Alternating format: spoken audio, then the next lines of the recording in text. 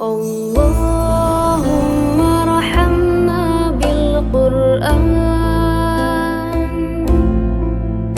واجعله Allah wahdahu la syarikalah wa asyhadu anna Muhammadan abduhu wa rasuluhu la nabiyya wa la rasula ba'da.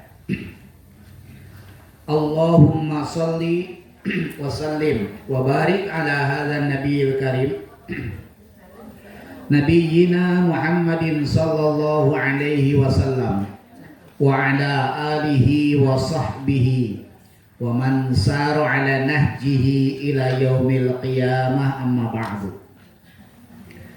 Faqala Allah ta'ala fi kitabihil karim, a'udzu billahi minasy syaithanir rajim.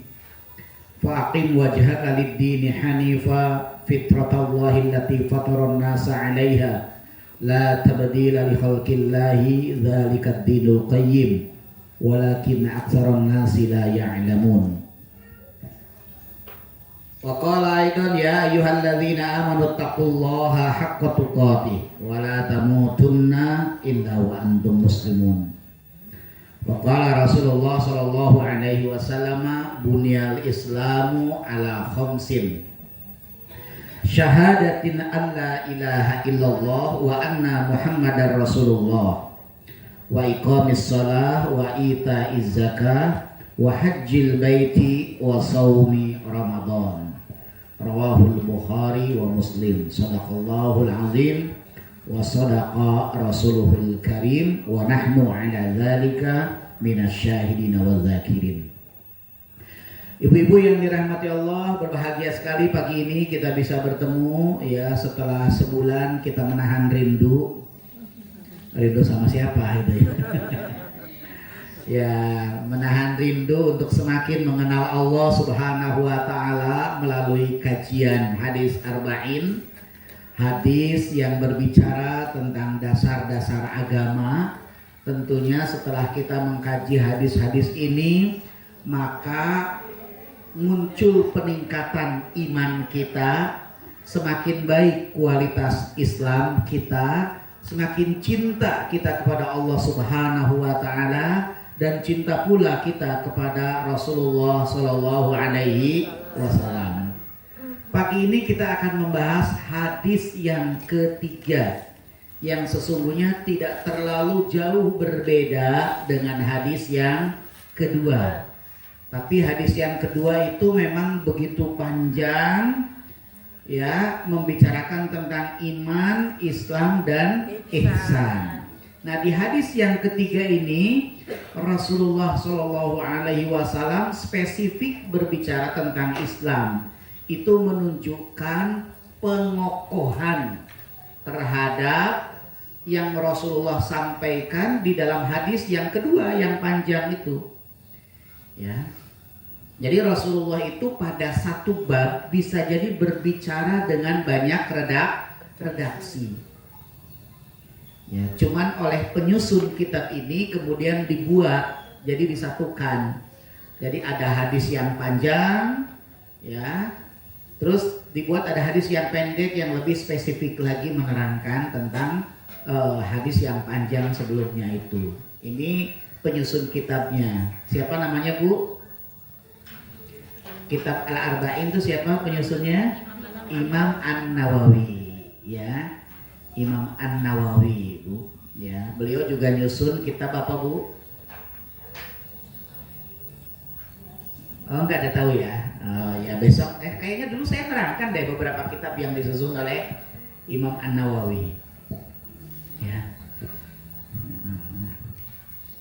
Nah, ibu-ibu yang dirahmati Allah, bunyi hadisnya. Hadis ini sahih. Dan hadis ini hadis yang tersambung sanadnya sampai dengan Rasulullah Shallallahu Alaihi Wasallam. Ya, maka hadis ini disebut dengan hadis marfu. Ya, untuk pengetahuan ibu-ibu saja ya, hadis itu ada hadis marfu, ada hadis mauquf dan ada hadis maqtu. Hadis marfu itu hadis yang sampai kepada Rasulullah. Memang yang mengucapkan adalah Rasulullah. Itu hadis marfu namanya. Ada hadis mauquf. Hadis mauquf itu tidak sampai kepada Rasulullah. Perkataannya adalah perkataan para sahabat Nabi. Disebut dengan hadis mauquf. Nah, biasanya kalau perkataan sahabat ada diistilahkan yang lain, yaitu asar sahabat. Ya, yaitu perbedaan pendapat saja. Ada yang tetap mengatakan hadis, tapi namanya hadis mauquf karena para sahabat tuh mendengar dari Rasulullah, kemudian para sahabat membuat redaksi sendiri. Yaitu mauquf. Kalau maktu sampai tabiin, tapi tidak saya terangkan ya Bu, nanti Bu makin bingung lagi tabiin itu sopo tuh ya. Jadi kalau sahabat kan minimal ngerti ada Abu Bakar, ada Umar, ada Utsman, ada Ali, ada siapa lagi Bu? Ya, Sukamto nggak ada Bu, sahabat Nabi kok nama Sukamto nggak ada. Ya. Nah hadis ini dari Umar bin Khattab radhiyallahu anhu.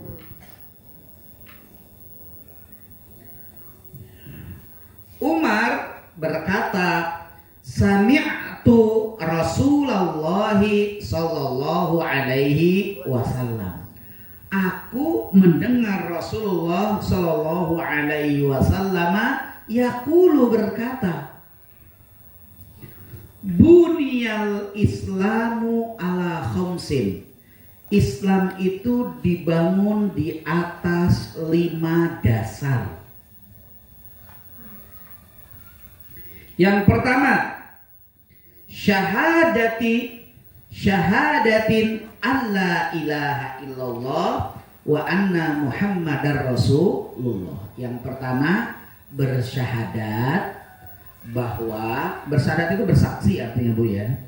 Bersaksi bahwa tiada Tuhan selain Allah dan bersaksi pula bahwa Nabi Muhammad adalah utusannya. Rasul itu artinya utusan.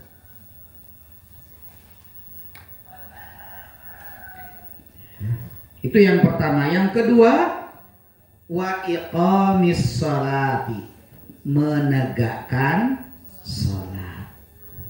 Itu dasar imannya, dasar Islam yang kedua. Dasar Islam yang ketiga adalah wa itaiz zakat, mengeluarkan zakat. Yang keempat, wa hajjil baiti, berhaji ke Baitul Haram. Yang kelima, wasaumi Ramadan, berpuasa Ramadan.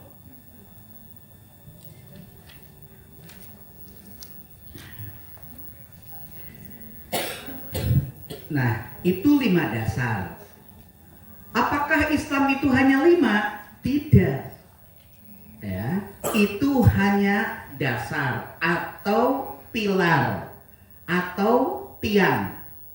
Ibu, bangunan ini ada berapa tiang? Banyak. Hah? Ya, hitung sendiri.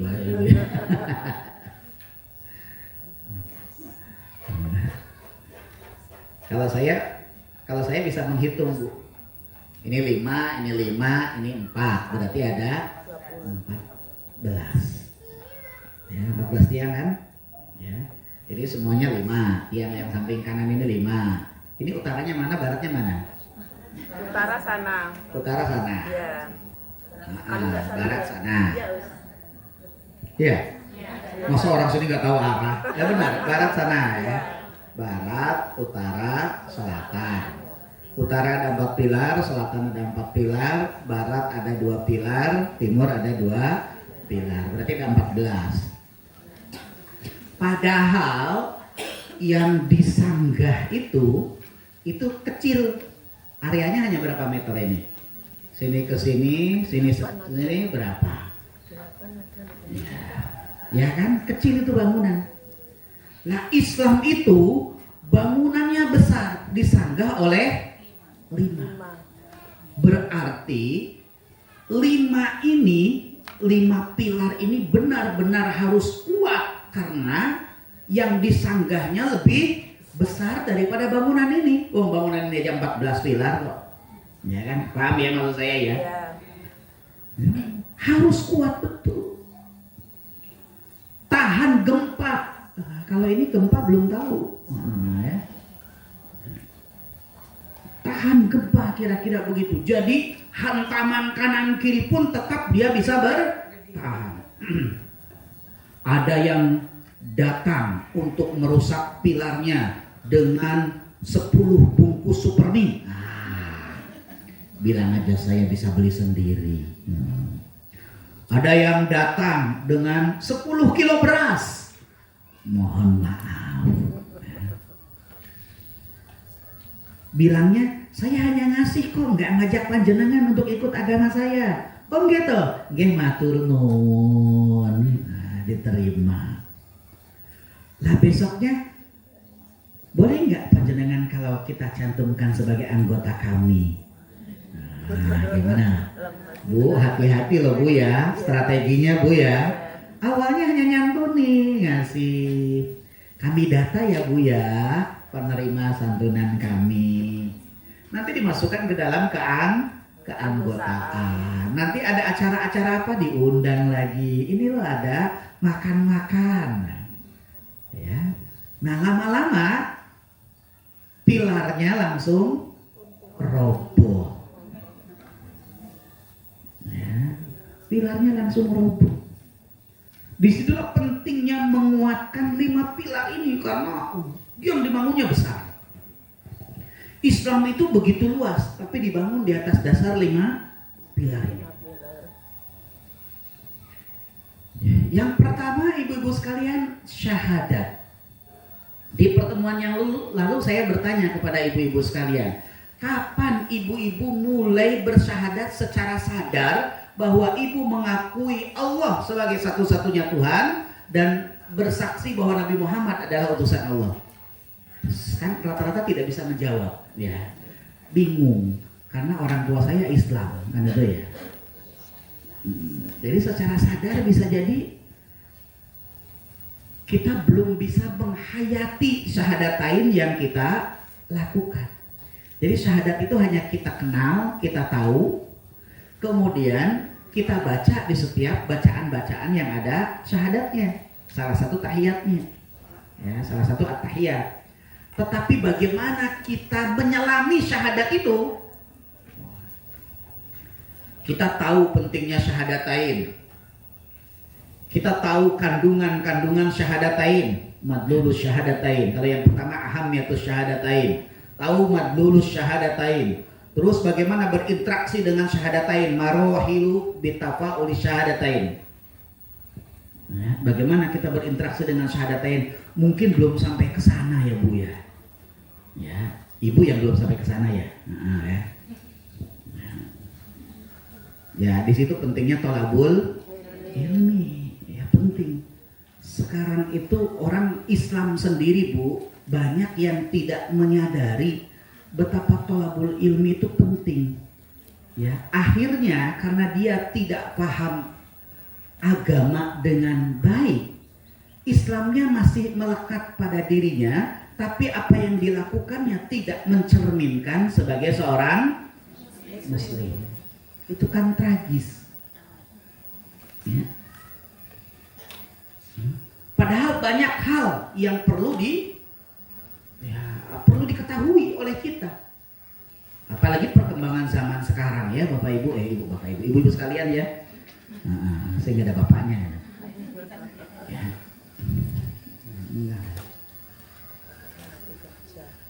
Saya kemarin ditanya oleh seorang jamaah, agak jorok dikit ya, bukan agak jorok tapi ini pengetahuan. Ini udah nikah semua kan? Ya. Ada seorang suami kuliah di New York, istrinya pun di New York, cuman jauh, sangat jauh, membutuhkan berapa jam karena istrinya New Yorknya di New York Harto. New York atau Amerika. Suaminya New York Amerika. Ya. Nah, terus Bu, maaf ya, kan masing-masing punya kebutuhan biologis, suami sama istri. Sekarang boleh enggak berhubungan suami istri tapi online? Nah, ya kan? Sekarang muncul pertanyaan begitu. Jadi pakai video call gitu ya. Ya si istrinya ya kayak mau berhubungan badan, suaminya juga mau berhubungan badan. Kemudian saling itu namanya berhubungan badan online. Loh, itu terjadi Bu, fakta, karena banyak yang seperti itu kan. Artinya banyak orang yang LDR istilahnya kan gitu. Dan itu kan membutuhkan keputusan hukum. Membutuhkan keputusan hukum. Nah, kalau kita enggak pernah thalabul ilmi, ya enggak ngerti. Kalau ibu, karena ibu enggak ngalami. Nah, kan itu ya persoalannya. Tapi bagi yang mengalami, mau nikah lagi tidak mungkin, ya, tidak tega masing-masing pasangan, kan gitu ya. Apalagi si istri harus cerai dulu. Mau jajan, lebih. Nah, dosanya banyak. Lah sekarang dengan online gimana? Nah, gitu. Dulu nggak bisa dengan online tuh kan gitu ya. Kalau sekarang kan sangat mungkin dengan media. Itu hukumnya bagaimana kira-kira? Saya ditanya begitu. Saya nggak usah jelaskan ya Bu ya, karena kajiannya bukan itu gitu maksud saya. Tapi saya menggambarkan betapa pentingnya thalabul ilmi. Ya. Itu penting. Karena hukum itu elastis. Ya, akan menyesuaikan dengan ya keadaan zaman.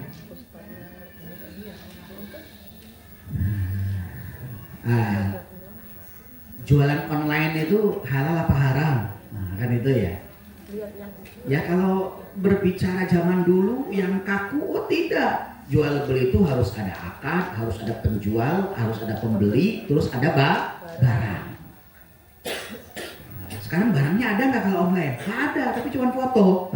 Gitu ya.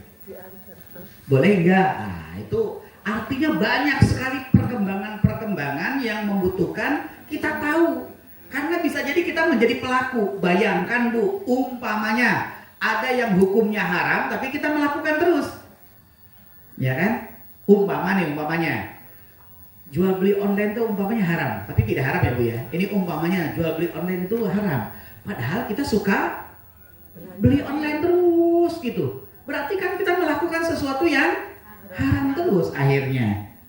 Ya, itu kalau kita tidak punya ilmu. Ibu harus mementingkan diri Bu, thalabul ilmi itu penting. Ya, makanya Allah menurunkan yang pertama itu ayat tentang ilmu, iqra kan itu ya. Cuman tragisnya sekarang majelis-majelis ilmu itu termasuk yang jarang didatangi. Ya, orang lebih asik dengan dirinya sendiri berselancar lewat dunia maya. Itu handphone aja terus itu ya. Jadi orang sekarang lebih asik seperti itu. Ini zamannya sudah begitu. Tapi kita tidak bisa menolak handphone. Kita tidak bisa menolak perkembangan teknologi. Tidak bisa. Nah, pentingnya di situ kita beradaptasi dengan perkembangan, ya, diiringi dengan kita terus menggali ilmunya, sehingga kita bisa menselaraskan antara perkembangan ilmu dengan syariat agama. Ya. Maka syahadatain itu harus kita pahami betul. Ya. Pentingnya syahadatain, kandungan syahadatain, interaksi dengan syahadatain, yang membatalkan syahadatain. Itu harus tahu itu. Yang kemarin saya contohkan itu yang kemarin orang haji, pedagang besar, haji, sodakohnya banyak, tapi bab dagangnya dia nyari penglaris lah kan gitu. Nyari penglaris itu contoh saja, contoh. Dan itu jangan dikatakan tidak ada Bu, banyak. banyak.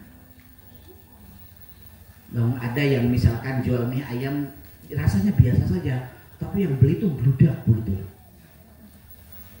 Rasanya biasa saja.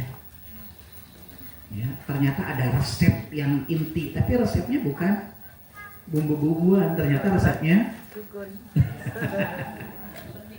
ya. Itu tragis itu. Dia muslim, dia sholat terus loh, Bu. Pertanyaannya ketika dia mencari penglaris itu batal nggak syahadatainnya? Kan gitu toh. Nah kalau orang nggak ngerti, dia mikir ini kan masalah ekonomi, bukan masalah akidah, bukan masalah ibadah. Wong saya faktanya ya haji loh. Nah, kan itu ya. Ini kalau tidak punya ilmu. Ya. Jadi syahadatain itu penting untuk kita pahami. Kalau saya setiap hari Jumat Sabtu, Bu, kalau ibu mau hadir silahkan di Klaten tapi.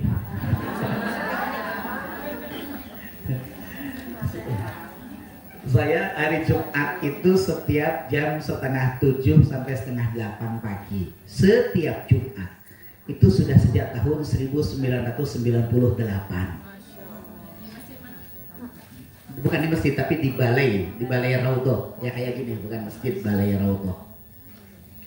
7:30 sampai 7:30. Itu yang hadir sekarang ya sekitar 70 sampai 80 karena kapasitas ruangannya segitu. Ya. Terus setiap hari Sabtu itu jam 6 sampai dengan jam 7 di Wedi ya, sebelum Klaten. Wedi di Masjid Jami Wedi itu. Nah, itu ibu-ibu yang datang sekitar 50-an. Ya, kemarin baru kita ngaji, kan saya desain di 4 kali pertemuan. Pertemuan pertama awal bulan itu tanya jawab berbagai hal. Nah itu 1 kali pertemuan. Yang 3 kali pertemuannya materi. Ya materinya runtut. Ya dulu dimulai dari makna syahadatain. Kemudian ma'rifatullah, mengenal Allah. Terus ma'rifatul Rasul, mengenal Rasul. Terus ma'rifatul insan, mengenal manusia. Terus ma'rifatul Quran, mengenal Al-Quran. Terus nanti selesai balik lagi ke yang pertama. Kalau ada ujian itu nilainya pada 0. Yang namanya ngaji itu kan harus berulang-ulang, tidak sekali gitu. Di Jogja belum ada. Nah, di Jogja saya tidak punya majelisnya, Bu. Setiap pekan penting gitu kalau mau. Ya pagi-pagi saya hanya ke ibu-ibu, seminggu sekali ibu menyempatkan tholabul ilmi hanya 1 jam. Setiap pekan. Itu saya istiqomahi, Bu, karena saya minta ganti. Bagaimana kalau pembicaranya yang dekat saja? Ibu-ibunya nggak mau gitu loh. Saya takut bubar, padahal sudah banyak gitu. Akhirnya saya ngalahi. Klaten kan jauh, Bu ya, jauh tuh dari Jogja itu lumayan. Saya istiqomah itu, datang terus. Cuma saya bilang begini, saya ini kan jauh, Bu. Saya ke Klaten itu harus meluangkan waktu setidaknya 3 jam.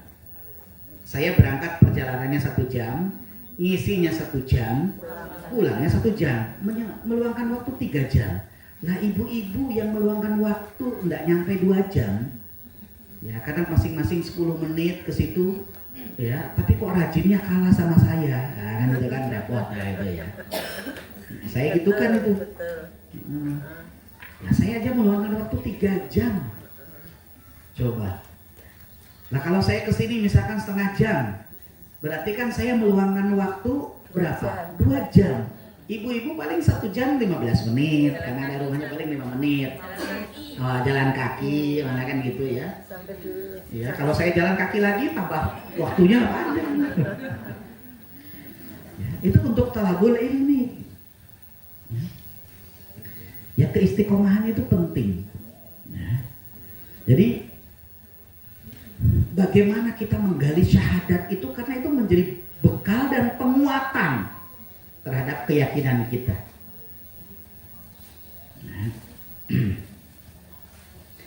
Itu syahadat Bu ya. Saya tidak bisa menerangkan lebih rinci lagi karena kajiannya banyak, panjang. Tapi silahkan ibu-ibu untuk merenungkan kembali tentang syahadat itu. Ya. Syahadat itu kan satu syarat seseorang masuk Islam. Ya, jadi mau masuk Islam itu gampang Bu, cuman mengucapkan syahadatain. Ya. Madkhalun ilal Islam. Syarat seseorang masuk Islam. Abu Thalib Bu, Abu Thalib. Ibu-ibu kenal? Abu Thalib? Dari namanya kenal. Oh, kenal di mana? Di Payaman. Abu Thalib itu pamannya Rasulullah Bu. Ketika meninggal dunia, waktu naza itu ketika sakaratul maut. Rasulullah itu meminta kepada Abu Thalib, ya ammi qul la ilaha illallah. Wahai pamanku, ucapkanlah la ilaha illallah. Sampai 3 kali Nabi Muhammad mengucapkan itu. Yang terakhirnya Nabi Muhammad mengatakan, karena ucapan itu yang bisa memberikan kesempatan padaku, memberikan pembelaan kepadamu di hadapan Allah. Tapi Abu Thalib tetap mingkem. Tapi saya nggak tahu mingkemnya Abu Thalib gimana ya. Dia tidak bisa mengucapkan. Tidak bisa mengucapkan. Makanya Abu Thalib itu meninggal dalam keadaan kafir. Tapi sumbangsinya untuk Islam itu luar biasa. Tidak ada yang berani menyentuh Nabi Muhammad karena melihat Abu Thalib. Luar biasa. Tapi di akhir hayatnya tetap dalam keadaan kafir. Itu karena tidak mau mengucapkan syahadatain. Padahal ketika itu Rasulullah hanya mempersingkat, tidak asyhadu an la ilaha illallah wa asyhadu anna Muhammadar Rasulullah. Cukup dengan ucapan la ilaha illallah. Tetap juga tidak mampu. Ya. Itu syarat masuk Islam. Ya, terus syahadat itu asasul inqilab, prinsip perubahan. Orang kalau sudah syahadatain itu, dia harus siap untuk berubah. Yang biasanya makan babi, ya, biasanya makan babi, ya. Setelah masuk Islam jadi makan hati.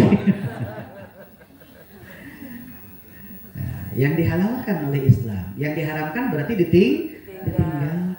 Kan begitu, itu prinsip perubahan. Yang tadinya tidak menutup aurat jadi menutup aurat. Itulah prinsip perubahan. Walaupun sekarang itu berat Bu, karena jilbab itu sekarang itu trennya Bu ya. Jadi bukan kesadaran bahwa seorang wanita harus menutup aurat, bukan, hanya tren. Maka di media itu banyak Bu sekarang, ngeri ya. Saya sampaikan ke ibu-ibu karena ibu-ibu wanita. Justru yang banyak flexing di media itu para wanita. Dan ngerinya, flexingnya itu bukan lagi harta Bu, bukan lagi perhiasan kerincing, bukan lagi kacamata, bukan lagi handphone. Sekarang yang di flexing apa? Wajahnya, rambutnya, bahkan bagian-bagian pribadi. Dibuka jaketnya begini-begini, terus begini-begini. Wanita itu loh Bu. Coba lihat Instagram, ya, lihat TikTok. TikTok ya, bukan Toktik ya. TikTok. Saya sampai astagfirullah, ini gimana ya? Justru saya jarang melihat laki-laki, jarang. Para wanita. Dan bahkan tidak malu gitu ya untuk memamerkan. Nanti kan ketika dia memamerkan rambutnya, memamerkan wajahnya, dia membuka jilbabnya.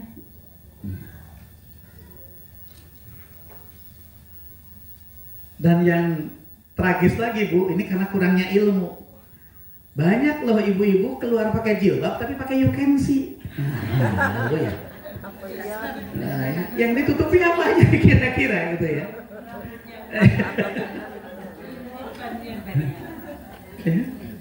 Ada cuman pakai rok gitu ya, pakai baju ininya ditutup gitu.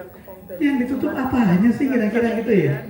Pakai jilbab mana pakai juga sih? Kalau di hadapan laki-laki ini nggak perlu ditutup, tapi ini ditutup itu malah nggak apa-apa gitu. Ya. Artinya tidak terlalu berbahaya, tapi kalau ini yang ditutup ini terbuka itu lebih berbahaya. Tapi itulah dunia terbalik begitu. Ya.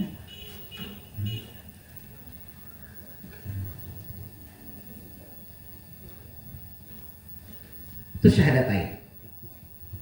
Yang kedua, pilar yang kedua yang harus kita kuatkan itu adalah sholat. Bu, sholat itu dikatakan berkualitas, dinilai oleh Allah Subhanahu wa Ta'ala dengan sempurna kalau memenuhi 3 syarat. Itu sudah saya sampaikan kayaknya. Yang pertama, ikhlasun niyah, niatnya ikhlas. Niatnya ikhlas.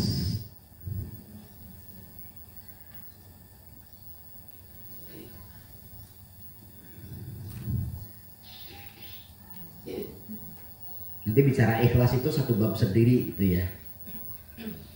Yang kedua, sholatnya itu masyru'iyah, disyariatkan. Jadi yang kita lakukan itu yang disyariatkan. Sholat itu baik, tapi kalau sholat untuk sesuatu yang tidak disyariatkan, sholatnya menjadi tidak baik. Misalkan sholat supaya diterima pekerjaan, nah itu tidak baik gitu. Itu tidak disyariatkan. Ya. Lain kalau memang saya niatnya mau sholat mutlak, berdoa kepada Allah, ini dijadikan sebagai wasilah, itu boleh, ya, nggak masalah. Tapi sholatnya tetap harus karena Allah.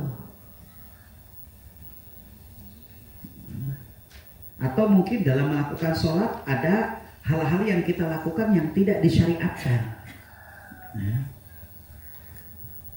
Misalkan biar mantap rukunya itu tidak hanya dalam satu rakaat itu tidak hanya sekali tapi 5 kali. Misalkan ada ajaran begitu. Ya niatnya kepada Allah. Niatnya kepada Allah. Atau sujudnya berkali-kali lah begitu ya. Kalau 2 kali kan kurang. Sujud berkali-kali. Ini menunjukkan ketundukan kita kepada Allah. Iya sih, benar tujuannya. Tetapi itu tidak disyariatkan. Jadi tetap tidak akan diterima oleh Allah Subhanahu wa Ta'ala.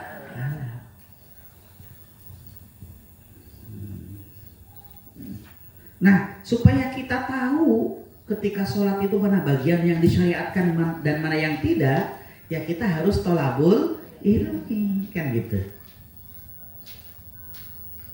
Pernah mengkaji sholat secara spesifik Bu, secara khusus? Belum pernah ya. Wah, terlalu jauh ya Bu ya.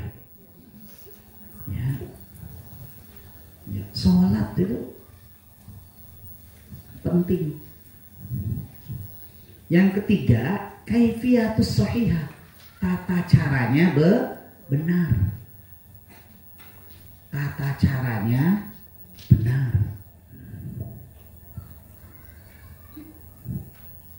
Jadi tata cara itu penting.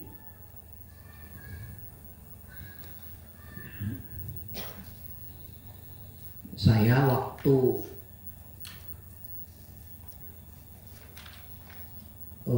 apa ya? Saya pernah ditanya tahun berapa gitu lupa saya. Masih muda saya. Walaupun sekarang masih muda juga. Nah, jadi waktu itu saya ngajari sholat di sebuah masjid. Lantas setelah iktidal ya Bu ya, Sami'allahu liman hamidah. Rabbana walakal hamdu. Terus ada bacaan yang lainnya, hamdan katsiran thayyiban mubarakan fi. Saya langsung itu Muhammadiyah. Oh, gitu ya. Nah, itu Muhammadiyah. Nah, terus saya ajari lagi, saya praktek lagi. Nah, terus yang kedua, iktidalnya saya baca gini. Rabbana walakal hamdu mil'us samawati wa mil'ul ardi wa mil'u ma syi'ta min syai'in ba'du. Wah, itu NU. Wah, tanya gitu. Berarti saya Muhammadinu dong. Padahal saya menyampaikan itu, kita jangan mudah menjas itu salah. Karena mungkin karena ketidaktahuan kita bacaannya hanya satu, padahal bacaan ruku itu tidak hanya satu. Ya hamdan katsiran thayyiban mubarakan fi. Boleh mil'us samawati wa mil'ul ardi wa mil'u ma syi'ta min syai'in ba'du juga boleh. Nanti sujudnya atau rukunya ya. Subhanakallahumma rabbana wa bihamdika Allahumma firli. Wah, itu Muhammadiyah. Kalau NU Subhana rabbiyal azim atau Subhana rabbiyal a'la kalau sujud kan itu NU. Bukan, memang bacaan sujud itu bermacam-macam. Ya. Subuhun kudusun rabbul malaikati waruh, itu doa ruku dan sujud. Boleh. Subhana rabbiyal a'la atau Subhana rabbiyal azim juga boleh, tapi nggak usah pakai wa bihamdi. Ya, paham Bu ya? Jadi bukan begini Bu. Subhana rabbiyal azim tanpa wa bihamdi.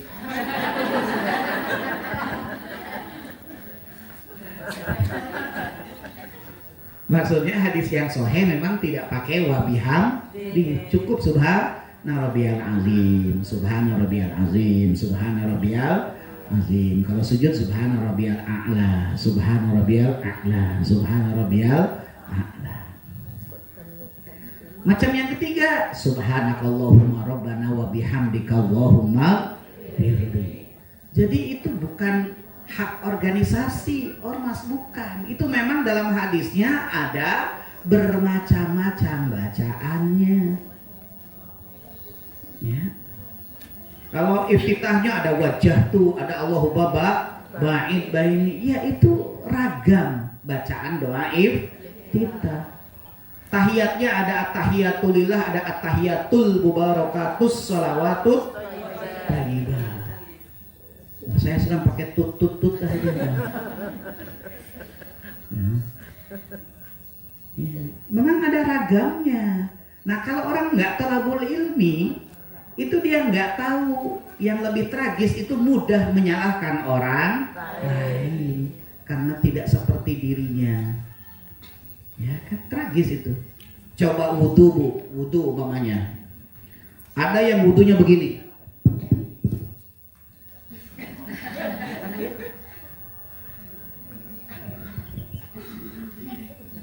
Ada yang wudunya kan gitu ya. Kalau orang nggak tahu ilmunya, nanti yang gini-gini nyalahkan sama yang gini. Ngopo repot-repot. Wes nanggok kudung yo ngene tok ae. Ya, nanti yang begini juga sing salah yo sampean kok ngene-ngene. Ya itu karena nggak tahu ilmunya. Ya kan? Coba kalau ngaji. Oh, ini kekayaan hasanah, perbedaan penafsiran. Maka para ulama pun berbeda pendapat. Ya kalau sama-sama punya dasarnya kan tidak perlu saling menyalahkan karena masing-masing punya dasarnya, punya alasannya. Ya, itu toharoh katanya. Jadi banyak. Ya. Sholat itu. Ya harus disempurnakan, takbir saja harus disempurnakan kok. Allah. Ini kan tata cara. Allah atau Allah. menghadap ke kiblat loh. Jadi bukan apalagi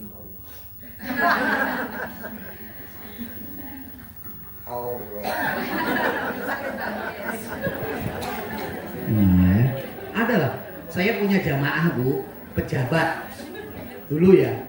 Dulu ngaji dengan saya. Waktu sholat kan biasanya kalau ngaji saya yang imami, ya. Tapi kan beliau sholat sunnah kan gitu. Terus saya lihat ketika sholat tuh orangnya tinggi besar Bu. Kalau sholat begini. Orangnya tinggi besar, gagah, kepala dinas, tapi bukan di Jogja. Nah, setelah ngaji dengan saya jelaskan. Terus saya praktekkan bagaimana tata cara sholat yang insya Allah mendekati tata cara yang dilakukan oleh Rasulullah SAW. Terus berubah. Nah, terus waktu saya di ITB, saya bukan kuliah di ITB, saya tapi pernah ikut studi Islam intensif di sana, SII.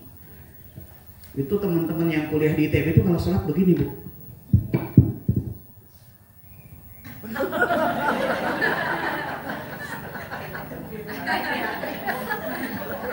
Itu maksudnya menghayati biar banget. Saya dulu geleng-geleng.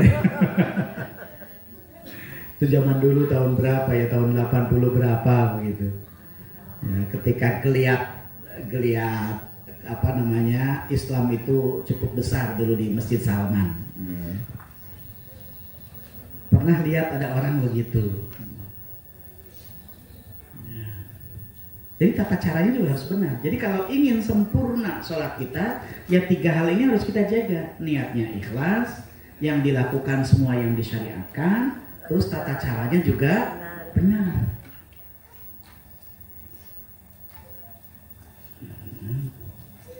Kalau training sholat itu 2 kali pertemuan cukup sholat tok ya. 2 kali pertemuan ya 1 jam. Karena kalau 2 jam itu lelah adanya nyampaikannya ya, karena kan dengan praktek itu baru ininya Bu ya, baru gerakannya belum bacaannya gitu.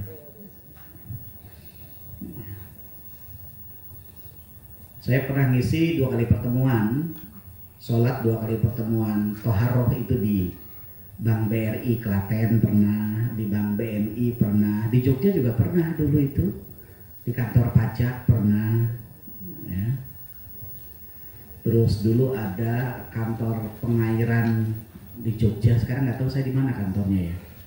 Dulu di Ring Road dulu, itu pernah juga. Di Indosat juga pernah. Dulu tahun berapa itu?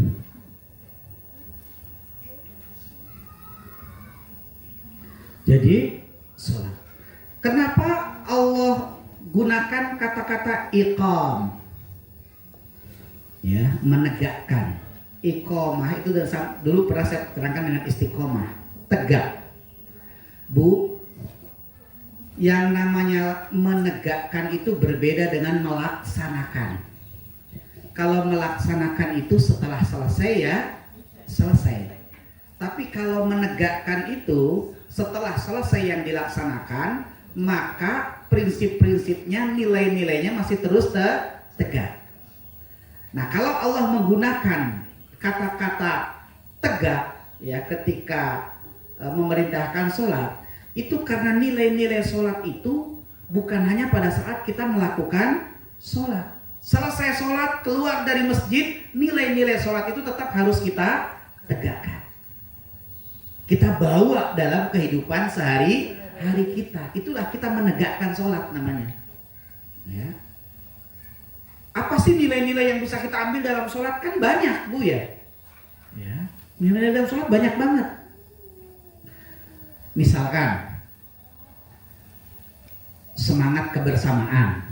Ya Bu ya, sholat jamaah kan semangat bersama.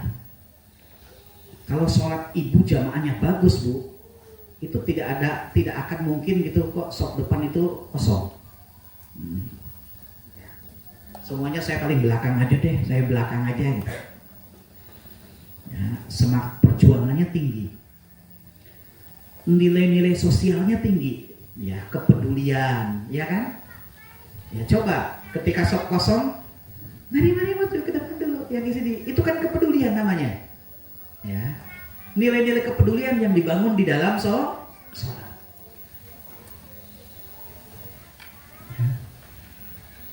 Coba salam ke kanan dan salam ke kiri, itu mendoakan kebaikan orang lain. Pernah ada seorang mantan pastor, kok pastor buder, bukan budek, buder. Nah, buder itu di bawah pastor, kalau nggak salah lo ya.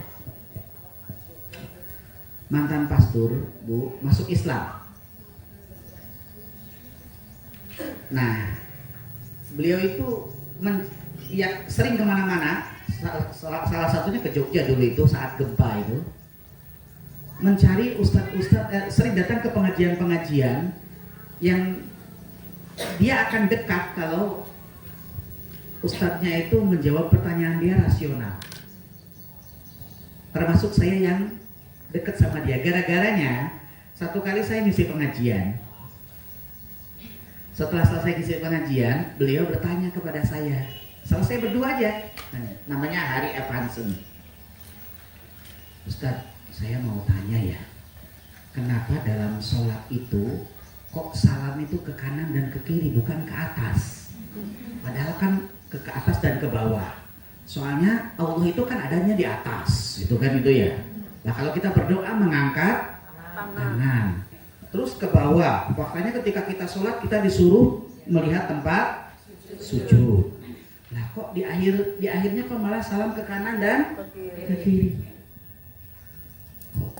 Kok begitu? Saya belum paham ya Pak Ustadz.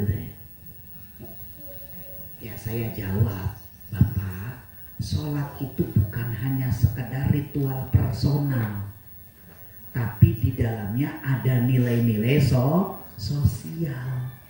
Coba kalau Bapak salam ke atas, Assalamualaikum, semoga keselamatan atasmu. Maunya siapa di atas? Siapa yang di atas? Assalamualaikum, wahai burung-burung. Assalamualaikum ke bawah, wahai para cacing. Nilai-nilai sosialnya kita mendoakan orang, karena yang berada yang kita doakan itu sesama manusia. Dalam sholat beradanya di samping kanan dan di samping kiri. Assalamualaikum. Assalamualaikum. Wah, langsung Pak hari itu saya senang. Jawaban Ustadz tuh ringan tapi rasional. Akrab dengan saya, dia nggak bisa ngomong bahasa Indonesia, ngomongnya pakai bahasa Inggris terus. Dia lama menjadi pastor dia belajar Alkitab di Brazil 2 tahun. Terus setelah itu dia keliling paling lama di Amerika. Ya, ketemu dengan saya di New York. Di New York Karto. Nah, dia ngomongnya bahasa Inggris terus. Saya nggak bisa ngomong bahasa Inggris, cuman yes no taunya. Cuman saya paham yang diomongkan. Dia nggak bisa ngomong bahasa Indonesia, sudah kaku, tapi paham dengan yang diomongkan oleh saya. Jadi nggak pakai bahasa isyarat, ya ngomong aja gitu. Ya. Kalau pagi-pagi itu dia sudah tidak makan nasi, makannya yaitu apa namanya? Bukan roti yang ada sayur-sayurannya, apa namanya? Sandwich, bukan sendok, sandwich ya. Sandwich dia makannya. Kalau diajak makan nasi itu nggak bisa gitu. Ya. Itu baru masuk Islam di Jakarta ketika itu. Terus karena istrinya nggak mau masuk Islam, terus dia ke Jogja. Dia bilang kepada istrinya, dengan keyakinanku yang baru, aku dengan kamu itu jadi haram hubungannya. Nah gitu. Maka aku tinggalkan kamu ke Jogja. Istrinya orang Filipina. Dia masih mengajar di sebuah yayasan. Nah terus setelah pensiun istrinya nelpon kepada suaminya, Mas, aku mau masuk Islam Mas, gitu ya. Tapi yang kayak gitu juga ya, saya nggak tahu ya. Wah senang banget suaminya, terus pulang ke Jakarta. Istrinya Ya, saya ketika itu sudah putus kontak, jadi saya tidak mengikuti dengan karena dulu kan belum ada WhatsApp ya dulu ya, hanya nomor handphone dengan ya untuk SMS itu aja, untuk SMS sama telepon.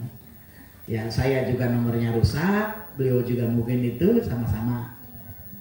Ya sekarang jadi tidak nyambung, lost kontak pokoknya saya tidak tahu apakah masih di Jakarta karena anak-anaknya semuanya pastur.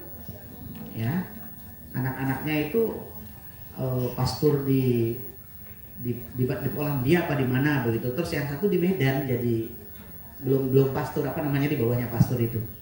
Ya mungkin kalau pendeta kan bukan Katolik, kalau pendeta itu Kristen. Ya, kalau Katolik itu Romo. Nah, Romo gitu ya. Nah, itu begitu ibu-ibu yang dirahmati Allah Subhanahu wa taala sholat. Jadi, tegakkanlah sholat itu artinya bahwa sholat itu bukan hanya pada saat kita melakukannya, tapi nilai-nilai sholat harus kita bawa dalam kehidupan sehari-hari. Maka digunakanlah kata-kata wa iqamis sholat. Kemudian yang ketiga wa itaiz zakah, mengeluarkan zakat. Ya, mengeluarkan zakat. Ya zakat itu banyak ya ibu sekalian. Ya seperti juga sholat yang banyak ya, banyak macamnya. Ya. Cuman kalau kita lihat nih ibu-ibu sekalian, kalau kita lihat hadis ini ketika Allah menerangkan rukun Islam itu artinya ibadah di dalam Islam itu ya ada yang membutuhkan fisik saja, tapi ada juga yang membutuhkan fisik dan harta, kan begitu ya. Kalau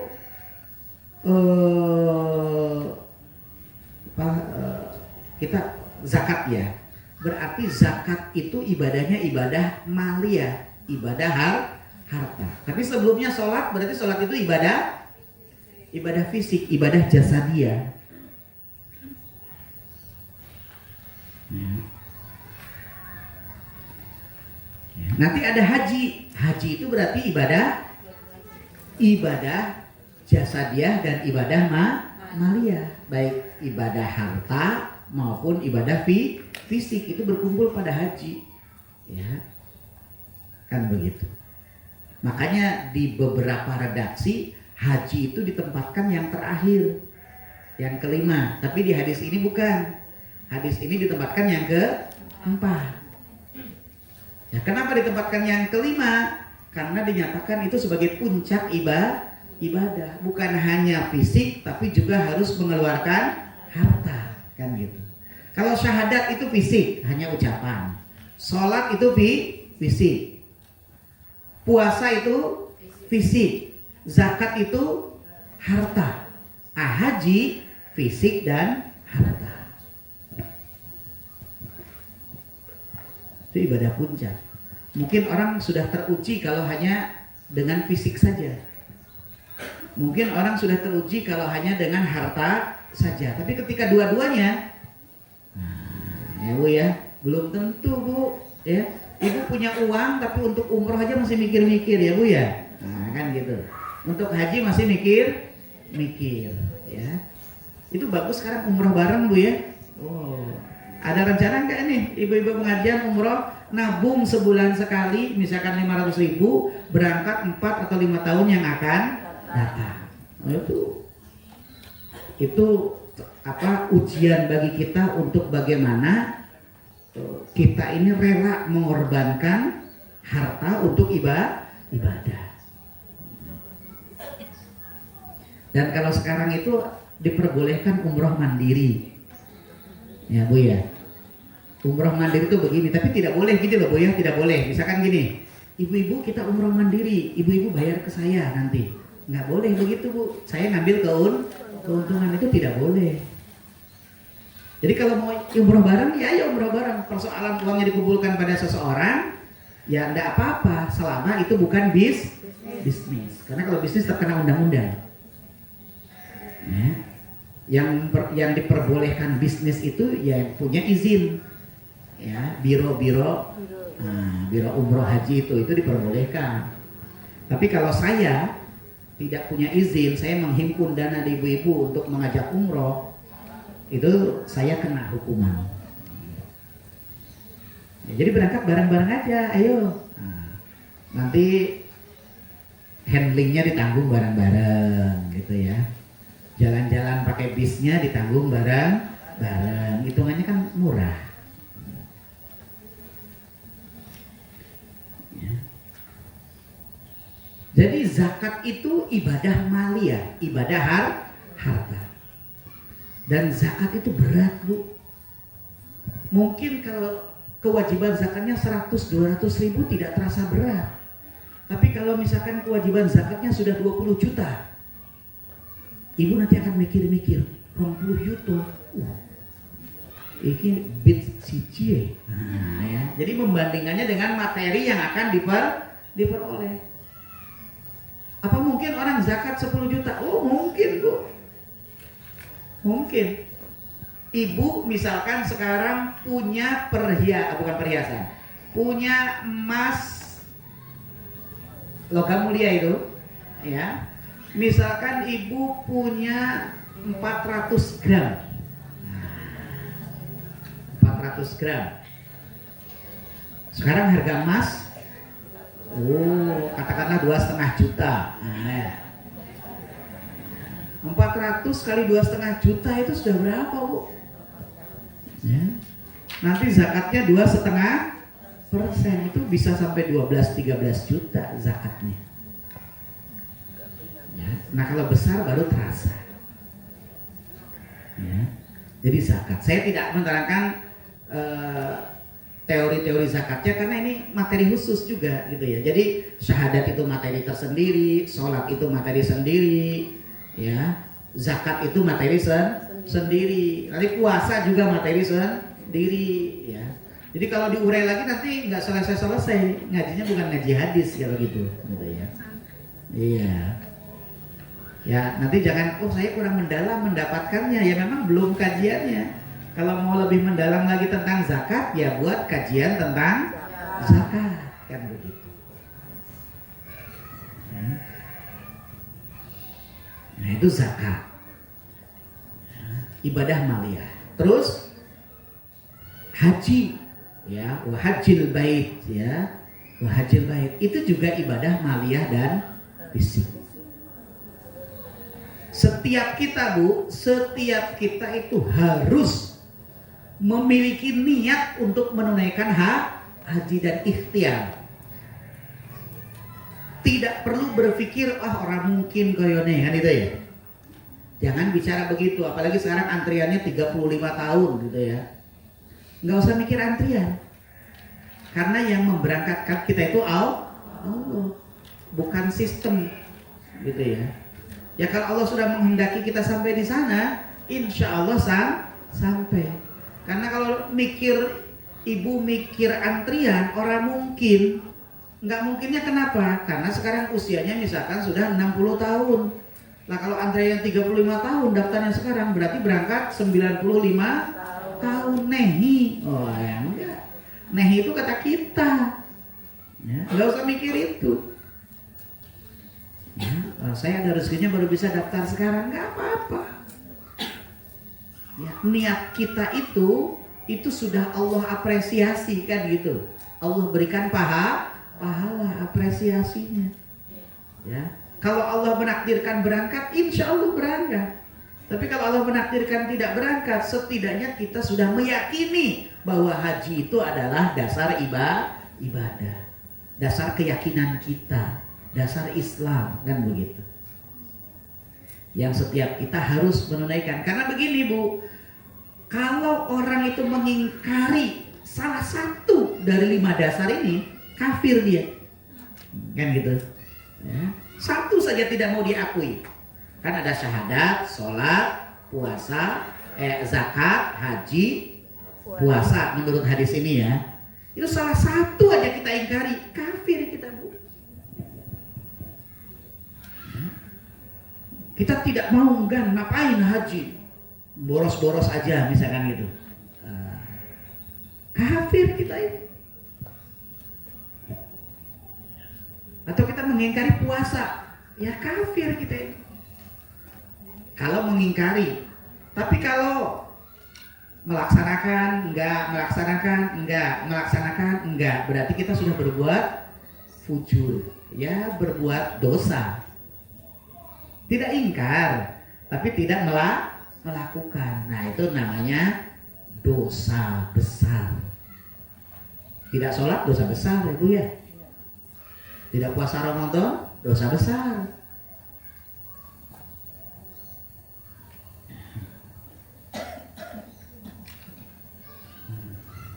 Jadi hati-hati. Kalau yang lain kenapa tidak disebutkan menjadi dasar agama? Karena bisa jadi dosanya dosa mungkin kecil karena ibadahnya sunnah. Ya. Tapi karena ibadahnya wajib, dosanya tetap dosa besar walaupun tidak masuk dalam rukun Islam.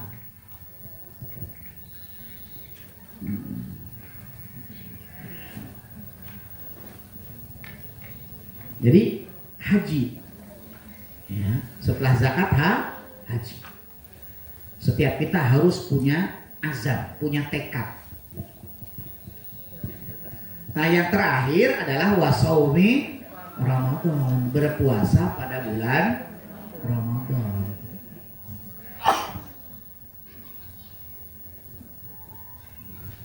Kapan Bu puasa Ramadan diwajibkan? Hah? Puasa Ramadan diwajibkan pada bulan Ramadan? Iya betul, mana? Ketika balik. Mulai diwajibkan puasa Ramadan itu kapan? Setelah masuk Islam. Hah? Setelah masuk Islam. Iya, belum tepat Bu.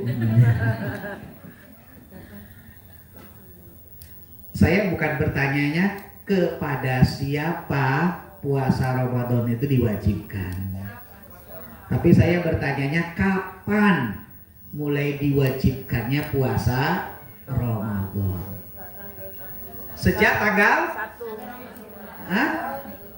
Setiap Dorpres. tanggal 1 Ramadan. Hah? Sejak tanggal 1 Ramadan. Nah, salah Bu. Iya, 1 Ramadan sudah diwajibkan. Puasa Ramadan itu mulai diwajibkan tahun kedua Hijriah. Kepada siapa puasa Ramadan itu diwajibkan? Kepada Muslim, Islam. Maka syarat sahnya puasa itu yang pertama harus Islam. 2 balik. 3 berakal. Ya. Islam, balik, berakal. Itu wajib. Ya, kalau yang tidak berakal enggak Bu. Dia mah lupa kok habis makan aja kok wis mangan toh. Ora kok. Masalahnya ininya enggak nyambung. Enggak berakal. Jadi itu diwajibkan. Itu kalau kita membahas tentang puasa Ramadan kaitannya dengan Al-Qur'an Bu, luar biasa. Ya. Jadi puasa Ramadan itu lah, kenapa puasa itu diwajibkan di bulan Ramadan? Kok nggak di bulan Sya'ban atau di bulan Rajab?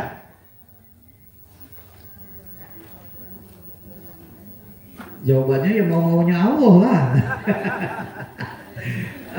Ya.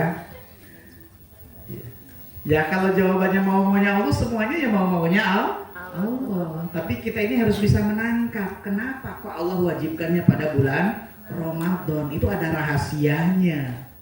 Nah, apa rahasianya? Suatu saat nanti kita kaji ya Bu ya.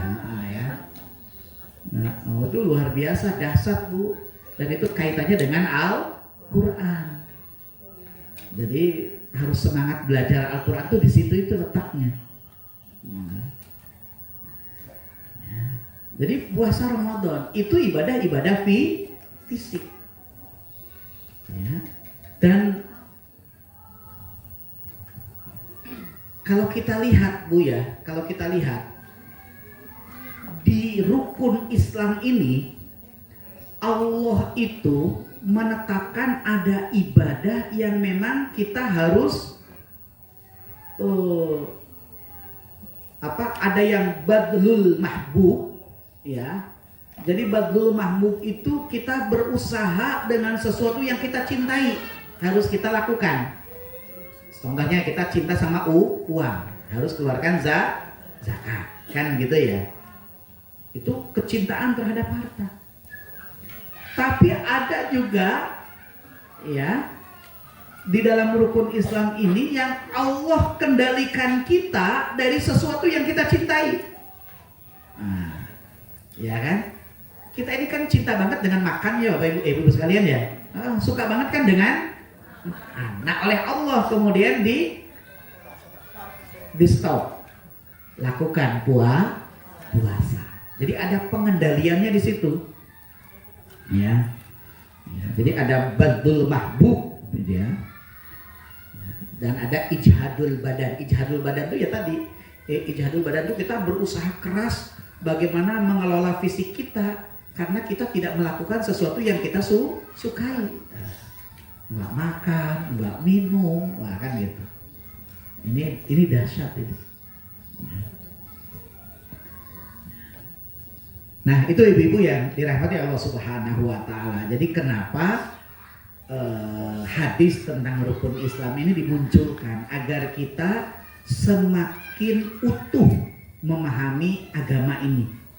Karena kepahaman kita terhadap agama ini itu yang akan menjadi kontrol bagi kita di dalam melakukan berbagai aktivitas dalam hidup kita. Ya.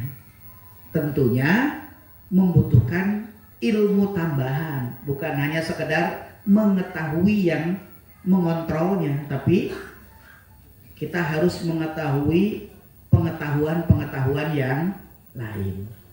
Ya, maka masing-masing dari rukun Islam itu ya harus kita pahami dengan sebaik-baiknya. Kalau kita tidak pahami, maka rukun Islam itu hanya akan menjadi hafalan saja. Rukun Islam ada berapa? Ada 5. Apa? Syahadat, sholat. Berarti kalau ibu-ibu begitu ya ibu masih TK.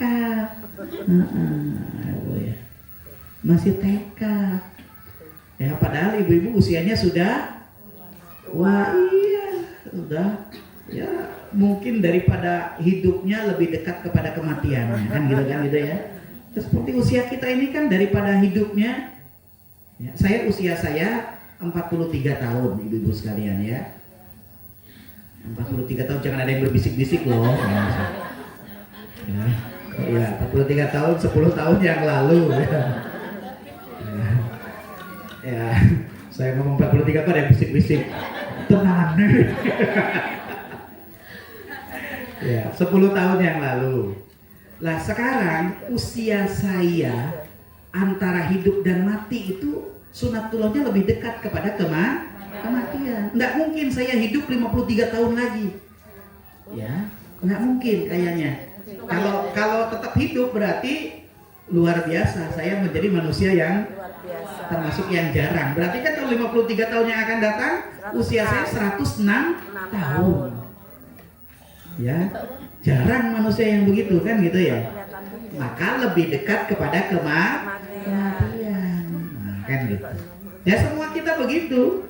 Yang usianya sudah di atas 40 ya. Yang ya usia manusia mungkin 80 aja sudah jarang. Kan gitu ya. Apalagi 100.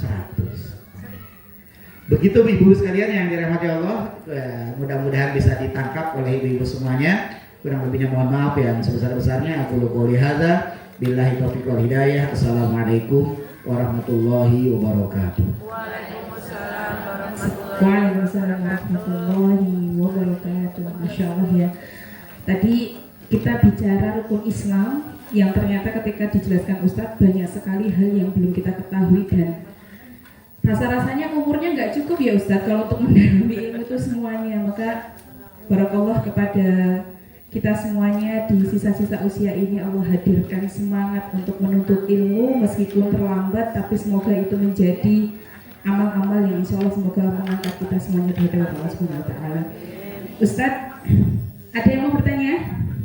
Banyak sepertinya. Nah, saya mau bertanya di Ustadz, soalnya nggak pernah kedapatan jatah nih kalau nggak duluan ya. Nih Ustadz, terkait saya agak penasaran dengan ayat Al-Munafiqun di ayat 10 itu di surat Munafikun. Allah menyampaikan dan infakkanlah sebagian dari apa yang telah kami berikan kepadamu sebelum kematian datang kepada salah seorang di antara kamu. Lalu dia berkata menyesal, ya Tuhanku, sekiranya engkau berkenan menunda kematianku sedikit waktu lagi, maka aku dapat bersedekah dan aku akan termasuk orang-orang yang soleh. Pertanyaan saya, padahal tiang agama itu ada di sholat ya Ustadz, yang akan ditanya pertama kali itu sholat. Tapi kenapa penyesalan di alam kubur itu di sini ditekankan inginnya itu langsung bersedekah gitu ya Ustadz. Nah, apa yang terjadi terkait amalan sedekah ini? Kenapa ini yang disesali bagi hamba-hamba Allah yang sudah di alam kubur? Itu pertanyaan pertama. Langsung dijawab atau bisa saya buka untuk pertanyaan berikutnya Ustaz? Oh monggo, siapa tahu Ya. yang menyambung nanti. Nggih, itu pertanyaan dari saya. Ada lagi yang mau bertanya? Nggih, monggo.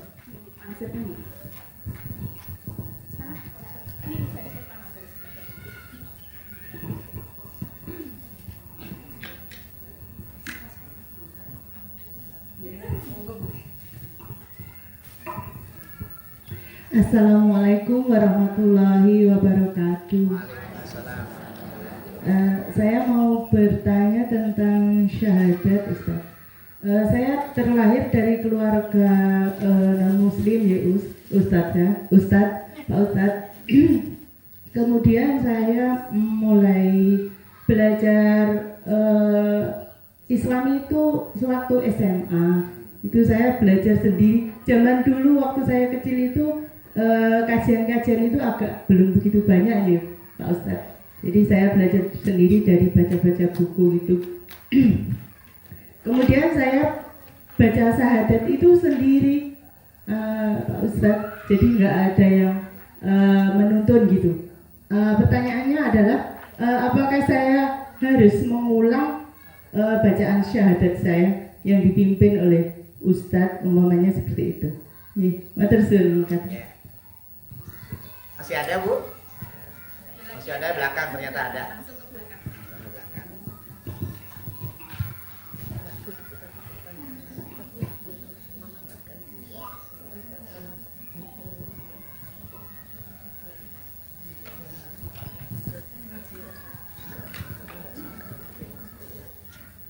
Assalamualaikum warahmatullahi wabarakatuh. Sebelumnya kami ucapkan terima kasih Ustadz untuk materi yang disampaikan. Di sini saya bertanya di luar tema Ustadz, tapi tadi sempat Ustadz singgung tentang jualan online begitu Ustadz.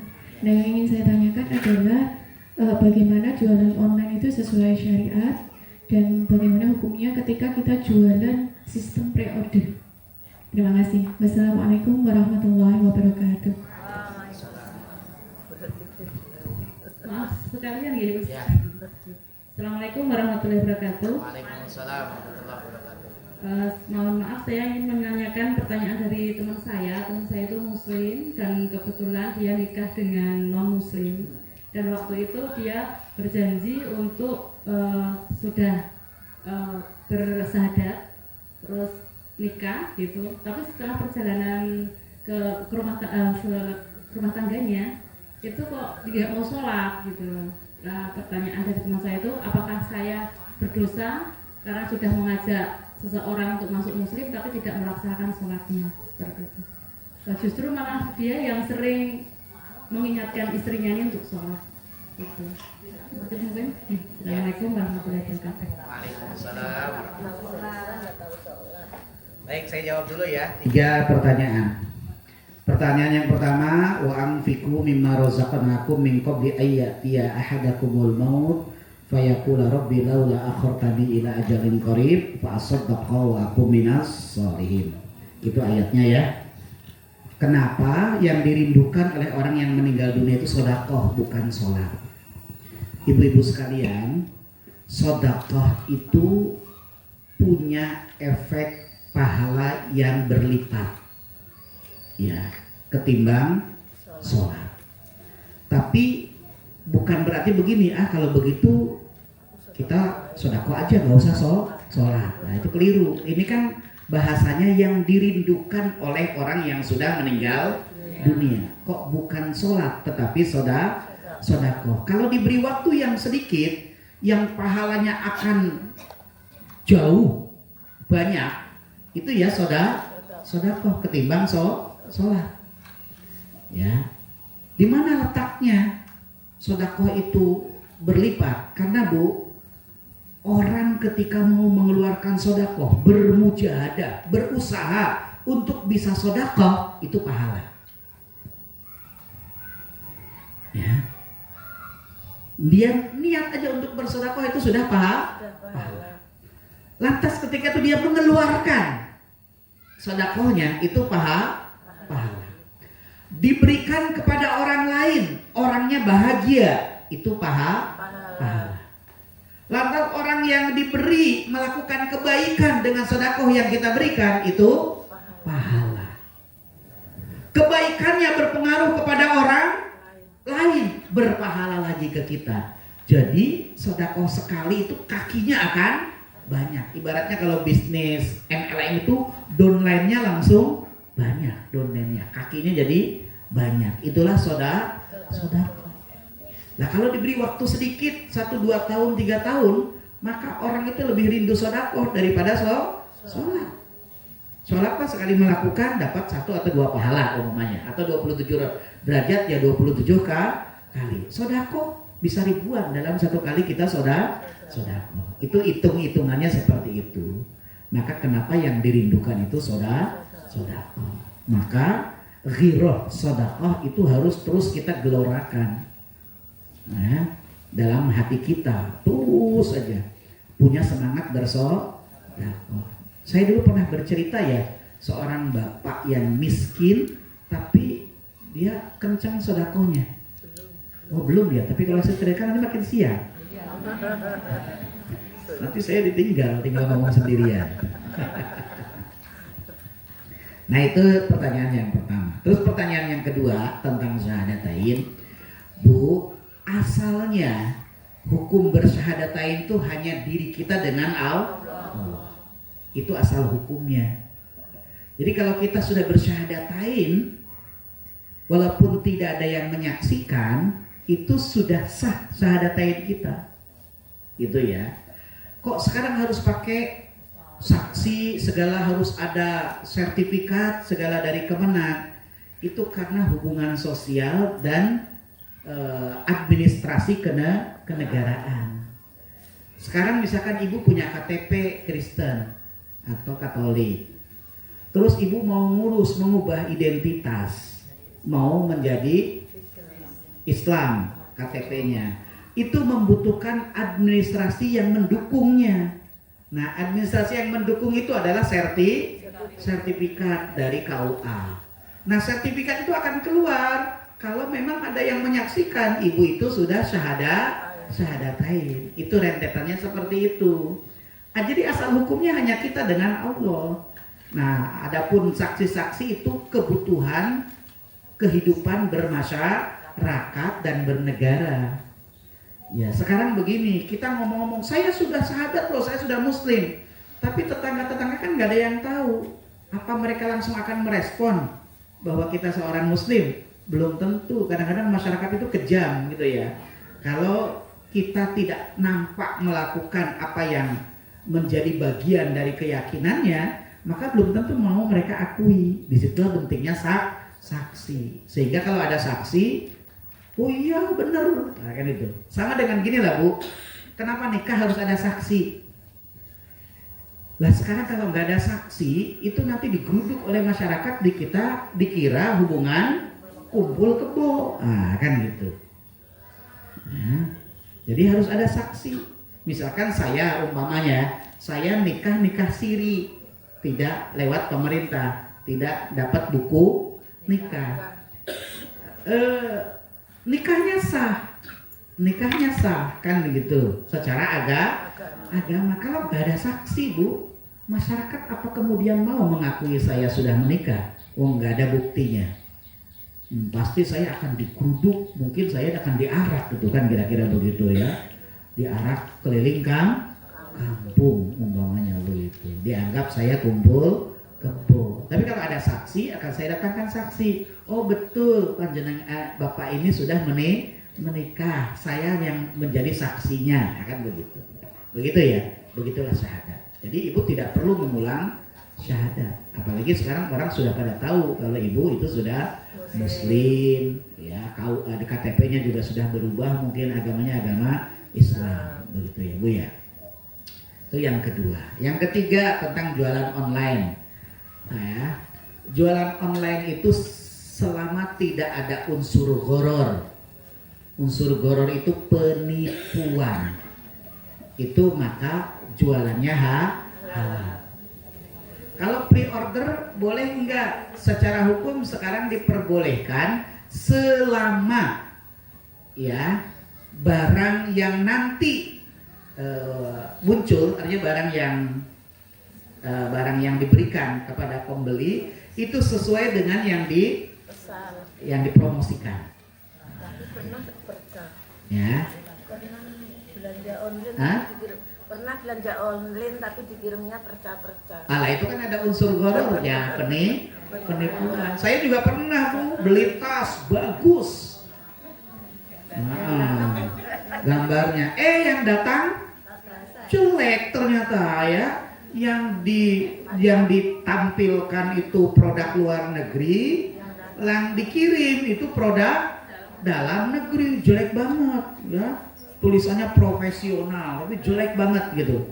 Ya, tapi saya sudah ya udahlah, ini sudah bukan dosa saya. Terus saya bawa ke sekolah. Ternyata teman saya juga sama-sama ustadz juga sama pakai kayak gitu. Wah, kita satu sama nih, sama-sama ketipu. Ya. Nah, itu ada unsur ghararnya. Sekarang ya kita tidak bisa membuat haramnya jualan online dengan memukul rata semuanya, karena tidak semua menipu. Ada juga yang memang betul-betul amanah, menjaga akad jual belinya. Nah, jadi kembalinya kepada kita kalau kita bisnis online. Jadi kita harus sejujur-jujurnya, yang kita promosikan ya itulah yang kita jual, kan begitu ya. Ya dulu sempat jadi perbincangan, kan barangnya nggak ada. Nah sekarang sudah bisa dilihat dengan teknologi. Oh ada kok di foto ini bisa. Saya setuju, dia juga mau menerima, ya kan gitu. Bayar-bayaran, nah barangnya dikirim, ya harus sesuai. Begitu ya. Kalau yang punya bisnis online nggak usah tutup, lanjutkan, tidak apa-apa. Gitu ya. Asal dijaga batas-batas syariatnya. Jadi di kita ini Bu, adat itu kan al-adatu muhakkamatun, adat bisa menjadi hukum. Asalnya kan begini Bu, akad jual beli ini. Saya jual air minum mineral kepadamu dengan harga 3.000. Nah, terus yang beli saya yang pedagangnya saya terima. Nah, ya. Air mineral dengan harga 3.000. Ini uangnya, halal. Nah, asalnya begitu. Tapi karena adat, kita cuma berapa ini? 3.000, 4.000 aja ya. Ya sudah, berarti itu sudah deal, sudah terjadi akad. Itu namanya adat. Nah, sama online juga begitu. Sudah dimunculkan harganya 100.000. Nah kalau sudah 100.000 kita mau, berarti sudah terjadi akad. Nah, akad ini jangan dirusak dengan gharar tadi, ada unsur penipuan. Barang yang dijual tuh buruk, karena tidak sesuai dengan gambar. Begitu ya. Nah, kemudian pertanyaan yang keempat, ibu yang mengajak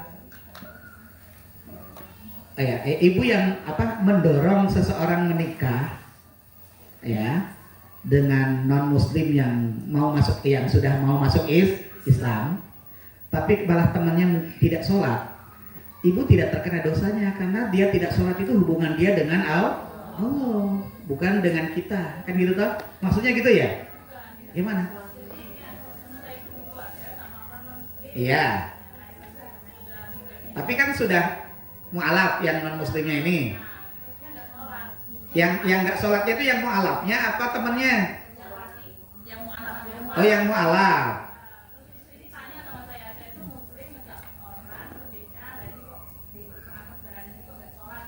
Iya. Istrinya atau dengan yang dosa? Oh, istrinya. Istrinya dosa apa enggak? Istrinya itu selama suaminya masih tetap menyatakan syahadat, itu istrinya tidak berdosa. Ya masih halal karena masih syahadat, kan hanya tidak sholat kan? Iya, namanya dia selama dia masih memegang syahadat.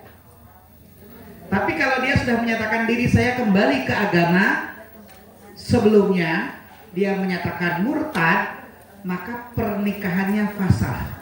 Fasah itu putus. Nah, maksudnya begitu. Tapi selama dia tidak mengatakan saya melepaskan syahadatain, walaupun dia tidak sholat, dia tidak zakat, dia tidak puasa, tetap dia sebagai seorang muslim. Karena mungkin itu fasenya. Dia mengalami fluktuasi fasenya. Sekarang mungkin sedang begitu, tapi suatu saat bisa jadi dia akan lebih kenceng lagi. Itu kan kita tidak tahu, nah gitu ya. Maka kita tidak menjudge. Dulu Mike Tyson Bu, Mike Tyson itu kan masuk Islam, ya. Mike Tyson tahu ya, petinju itu, nah, masuk Islam. Tapi dia masih minum minuman keras, dia juga masih bermain wanita, tapi tidak kemudian dinyatakan dia murtad karena dia tidak melepaskan syahadatain. Namanya orang bersahadatain tadi yang kita bahas, untuk berubah dari kebiasaan yang sebelumnya itu membutuhkan waktu. Nah, maka tadi kan ada asasul inqilab, prinsip perubahan. Ya, untuk berubahnya itu membutuhkan waktu. Jadi jangan kemudian kita cut gitu ya. Ya, kecuali tadi kalau saya murtad, pokoknya saya kembali ke agama saya. Nah, itu langsung fasah. Ajukan saja perceraian dan insya Allah akan dikabulkan oleh pengadilan. Ya, cuman banyak sekali orang yang begitu tidak mau mengajukan cerai. Dia lebih menjaga hubungan keluarganya, mikir anaknya. Nah, itu sudah lain lagi itu ya. Nah, itu jadi orang lebih berat dengan urusan dunianya ketimbang dengan hukum agama. Karena nikah dengan non muslim itu kan asal hukumnya haram, hukumnya tidak boleh kan gitu ya. Nah, asal hukumnya seperti itu. Jadi hubungannya hubungan zina di dalam konsep Islam. Begitu ya? Ya. Ya. Ada lagi sesi kedua yang ingin bertanya, Ibu-ibu? Sudah cukup? Ya, alhamdulillah Ustadz, ini sebenarnya banyak Ustadz ya yang mau ditanyakan. Tapi mungkin bingung yang mau ditanyakan apa, saking banyaknya yang belum kita ketahui Ustadz ya. Masya Allah. Ya, alhamdulillah ibu semuanya sudah dicukupkan materi kita hari ini. Insya Allah berjumpa lagi dengan Ustadz minimal sebulan sekali ya, Insya Allah. Ya, kapan-kapan ada daurah khusus Insya Allah ya Ustadz ya. Nanti kalau misalnya memungkinkan.